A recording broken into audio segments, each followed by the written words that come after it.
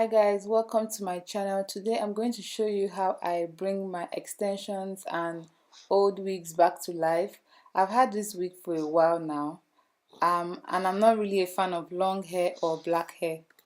So before I actually get into the deep conditioning and washing part, first I would like to change things up a bit. I would like to cut it first and then add more highlights. As you can see, the hair already has highlights, but I'm going to just add more. Everything I'll be doing here today is pretty much self-explanatory. Now to do this, you're going to need a few things. You need your brush for mixing your bleach, you need a bowl, cleaning shampoo, cream developer. I'm using this by INDOLA, conditioner, a very good one. If you stay in Ukraine, this is a good conditioner. I'm sure there are other good conditioners as well. I know Garnier is good, and I'm using everything from PROFISTYLE because it's a really good product. And I'm using this silver shampoo to take away brassiness. And you would also need gloves, a towel. This towel basically is to, of course, dry the hair out and also to protect the table. And you need your wig. Initially, I planned to just use peroxide, but I decided to add a little bit of bleach powder just because I don't really have time and I wanted to process faster. But then I went ahead to add conditioner. So it's going to process faster, but not too fast. I hope I'm making sense. If you have time, peroxide is enough. It just means that it's going to stay longer. Now I'll be applying the mixture to the hair. Nothing fancy. I'm not going for anything fancy really. I'm just going to keep applying it. Like I said, I want highlights. I want something different from what I had before. Basically, I'm freestyling. After applying the bleach to the hair, I'll let it sit for 40 to 50 minutes. Rinse it off with just water and then start cutting. Cleaning up what I did earlier on because now it's wet.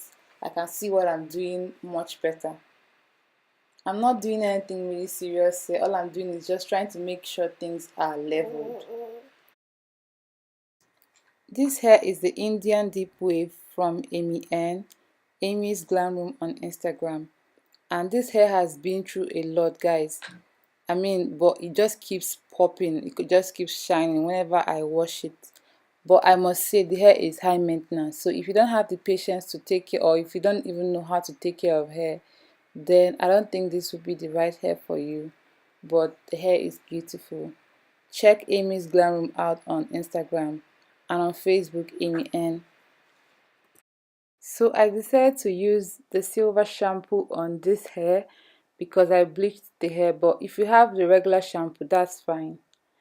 I'm going to just wash the hair and let it sit for a few minutes. Then I'm going to rinse it thoroughly with water till the water is clear. And if you notice, I keep scrunching it or keep squeezing it upwards. I don't drag it down. Now what I'm doing is I'm mixing some conditioner and water, and I'll be putting the hair in. And I'm just going to pay close attention to my hand movements. This is exactly what I'm just going to keep doing till I'm done. I'm just detangling the hair right now. And I'll apply more conditioner and deep conditioning for about an hour. I also forgot to add that I like to use natural oils with whenever I'm doing a deep condition.